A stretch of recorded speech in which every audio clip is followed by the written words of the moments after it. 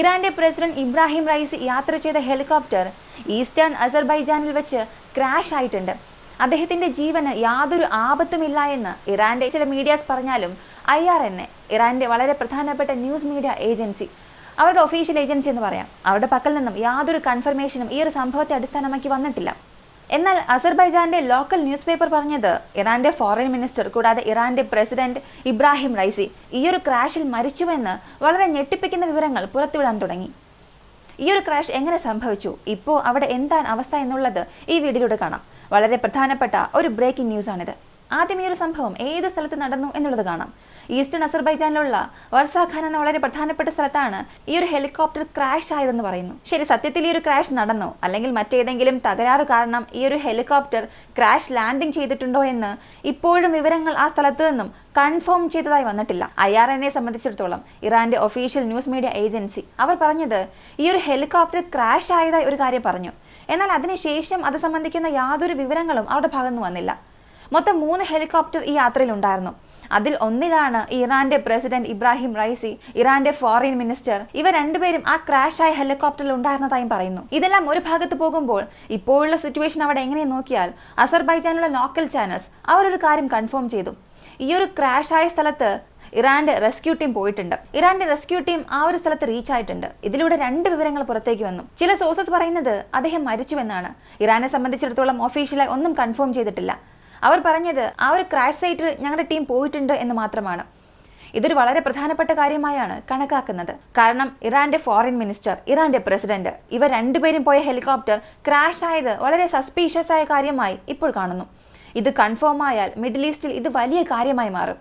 കാരണം ഇസ്രായേലിനും ഇറാനും നടുവിൽ ഒരുപാട് പ്രശ്നങ്ങൾ നടക്കുന്നുണ്ട്. ഒരുപക്ഷെ ഈ ഒരു ക്രാഷ് കൺഫേം ആയാൽ അതിൽ ഈ 2 പേരുടെ ജീവന് എന്തെങ്കിലും ആപത്തുണ്ടെങ്കിൽ തീർച്ചയായും ഇറാൻ ഇതിന് ഇസ്രായേലിനെ കുറ്റം പറയാൻ തുടങ്ങും. ഓപ്പണായി പറഞ്ഞില്ലെങ്കിലും ഇതിന് പുറകിൽ ഇസ്രായേൽ ഉള്ളതായി തീർച്ചയായും ഇറാൻ പറയും. ഇസ്രായേൽ ഇങ്ങനെ ചെയ്യാനുള്ള സാധ്യത ഉണ്ടോ ഇല്ലയോ എന്ന് നിങ്ങൾ തന്നെ കമന്റിൽ പറയുക. ഇത് വളരെ പ്രധാനപ്പെട്ട ഒരു സിറ്റുവേഷനായി മാറിക്കൊണ്ടിരിക്കുകയാണ്. നേരത്തെ കിർഗിസ്ഥാനിൽ ഒരു പ്രശ്നം പോയിക്കൊണ്ടിരിക്കുകയാണ്. ഇപ്പോൾ ആ ഒരു സിറ്റുവേഷൻ പതിയെ മാറിക്കൊണ്ടിരിക്കുകയാണ്. നമ്മുടെ ഇന്ത്യൻ സ്റ്റുഡൻസിന് അവിടെ യാതൊരുവിധ പ്രശ്നവുമില്ല. ഇതിനെക്കുറിച്ചുള്ള വ്യക്തമായ വീഡിയോ വേണമെന്നുണ്ടെങ്കിൽ കമന്റിൽ പറഞ്ഞാൽ മതി, നാളെ അത് ചെയ്യാം. ഇപ്പോൾ ഈ ക്രാഷിനെ കുറിച്ച് അവസാനമായി വന്ന അപ്ഡേറ്റ് ആ റെസ്ക്യൂ ടീം ആ സ്ഥലത്ത് റീച്ച് ആയിട്ടുണ്ട് എന്നുള്ളത് മാത്രമാണ്. മറ്റു വിവരങ്ങളൊന്നും തന്നെ പുറത്തു വന്നിട്ടില്ല. ഇതുകൂടാതെ ഇറാന്റെ ഇന്ത്യൻ മിനിസ്റ്റർ ഒരു കാര്യം കൂടെ പറഞ്ഞു. ഈ ഹെലികോപ്റ്റർ ക്രാഷ് സംബന്ധിക്കുന്ന കാര്യങ്ങൾ ഓൺലൈനിൽ വളരെ വേഗത്തിൽ പടരുകയാണ്. ഒരുപാട് പഴയ ക്രാഷായ ഇമേജസ് എടുത്ത് ഇബ്രാഹിം റൈസിയെ കണക്ട് ചെയ്തിടുന്നുണ്ട്.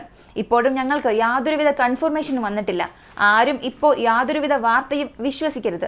അദ്ദേഹം സേഫ് ആണോ ഇല്ലയോ എന്ന് ഞങ്ങൾക്ക് അറിയില്ല. അതേസമയം അദ്ദേഹം മരിച്ചു എന്നും ഞങ്ങൾക്ക് പറയാൻ കഴിയില്ല. ഒഫീഷ്യൽ ഇൻഫർമേഷനായി കാത്തിരിക്കുകയാണ് എന്ന് വളരെ പ്രധാനപ്പെട്ട അറിയിപ്പ് കൊടുത്തു. എന്തോ ഒരു വലിയ കാര്യം സംഭവിക്കുകയാണ്. അടുത്ത വളരെ പ്രധാനപ്പെട്ട കാര്യം, റഷ്യ US കാലിഫോർണിയയ്ക്ക് മുകളിൽ ഒരു മിസൈൽ അറ്റാക്ക് നടത്താൻ പോകുന്നു.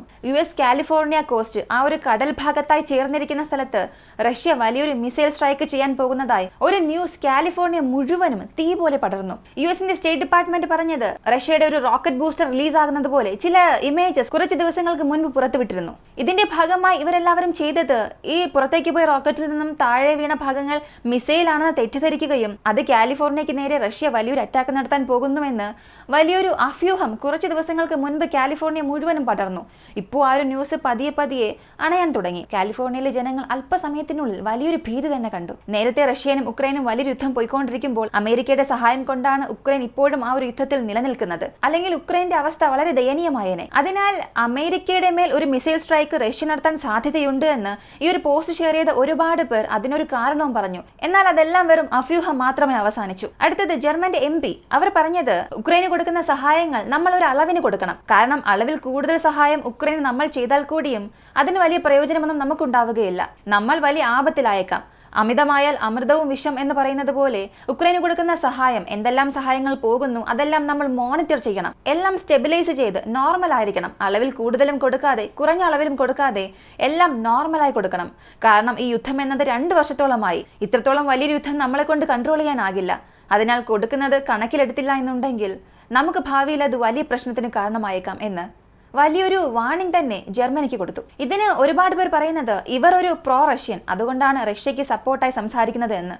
എന്നാൽ ഇവർ പറഞ്ഞതിൽ ഒരു കാര്യം കറക്റ്റാണ്. കാരണം നേരത്തെ യുക്രൈന് ഒരുപാട് സഹായങ്ങൾ ചെയ്ത നാറ്റോ നാടുകൾ അമ്യൂഷൻ ഷോർട്ടേജ് എന്നതുണ്ടായി. ഇവർ പറയുന്നത് വെച്ച് നോക്കിയാൽ എത്രയും പെട്ടെന്ന് ജർമ്മനിക്കും അങ്ങനെ ഒരു സാഹചര്യം ഉണ്ടാകും. എന്ത് സംഭവിക്കുമെന്ന് കാത്തിരുന്ന് കാണാം. അടുത്തതായി ഇന്തോനേഷ്യയിൽ സ്റ്റാർലിങ്ക് എലൻ മസ്ക് ലോഞ്ച് ചെയ്തു. ഇന്തോനേഷ്യ സംബന്ധിച്ചിടത്തോളം സ്റ്റാർലിങ്ക് എന്നത് വലിയൊരു കാര്യമായി മാറി. കാരണം കുറഞ്ഞ വിലയ്ക്ക് വളരെ ഇന്റർനെറ്റ് വളരെ വേഗത്തിൽ കിട്ടുമെന്നുള്ളത് സ്റ്റാർലിങ്കിലൂടെ കിട്ടും. ഇന്റർനെറ്റ് പോകാൻ കഴിയാത്ത ഒരു സ്ഥലത്ത് കാടുകൾക്ക് നടുവിൽ പോലും ഈ സ്റ്റാർലിങ്ക് വഴി ഇന്റർനെറ്റ് അവർക്ക് യൂസ് ചെയ്യാൻ സാധിക്കും. ഇന്തോനേഷ്യയിൽ ഇടവിടാതെ ഇന്റർനെറ്റ് കിട്ടും. സ്റ്റാർലിങ്ക് വളരെ പെട്ടെന്ന് ഇന്ത്യയിലേക്ക് വരാനും സാധ്യതയുണ്ട്.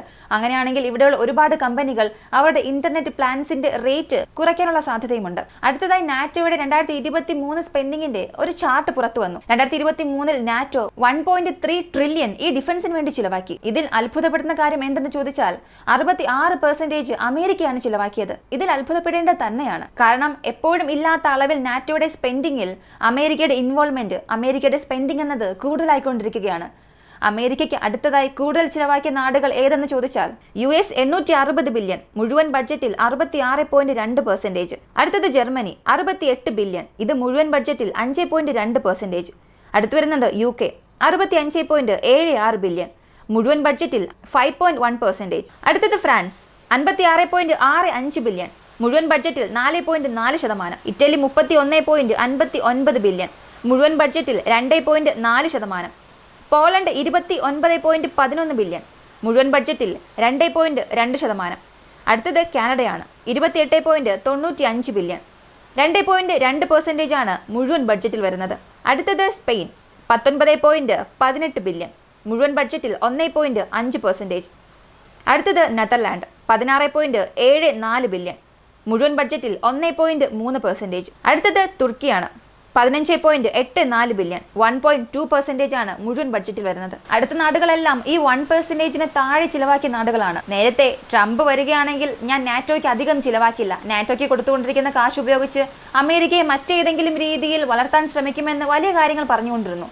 ഇപ്പോൾ ഇത്രത്തോളം അമേരിക്കയെ ചിലവാക്കിയിട്ടുണ്ട്. പ്രസിഡൻഷ്യൽ ഇലക്ഷൻ വരുന്നുണ്ട്. ട്രംപ് വരികയാണെങ്കിൽ തീർച്ചയായും ഒരുപാട് സംഭവങ്ങൾ നടക്കും. അവസാനമായി കിർഗിസ്ഥാനിൽ നടക്കുന്ന ആ ഒരു സംഭവം, അതിനെക്കുറിച്ചുള്ള വ്യക്തമായ വീഡിയോ വേണമെങ്കിൽ കമന്റിൽ പറയുക. ഈ വീഡിയോയെക്കുറിച്ചുള്ള അഭിപ്രായങ്ങളും കമന്റിൽ പറയുക. ഇപ്പോൾ ഈ ഒരു ഹെലികോപ്റ്റർ ക്രാഷിനെ കുറിച്ച് നിങ്ങൾ എന്ത് കരുതുന്നു? പ്രധാനമായും നാറ്റോയുടെ സ്പെൻഡ് വളരെ കൂടുതലാണ്, അതിലും അമേരിക്കയുടെ സ്പെൻഡ്. ആ ചാർട്ടിനെ കുറിച്ചുള്ള നിങ്ങളുടെ അഭിപ്രായം, ഇവയെക്കുറിച്ചുള്ള നിങ്ങളുടെ അഭിപ്രായം എന്താണെന്ന് കമന്റിൽ പറയുക. വീഡിയോ ഇഷ്ടമായ ലൈക്ക് ചെയ്യുക, ഷെയർ ചെയ്യുക. നമ്മുടെ ചാനൽ ആദ്യമായി കാണുന്നവരാണെങ്കിൽ മറക്കാതെ സബ്സ്ക്രൈബ് ചെയ്ത് സപ്പോർട്ട് ചെയ്യുക. മറ്റൊരു വീഡിയോയുമായി വീണ്ടും കാണാം.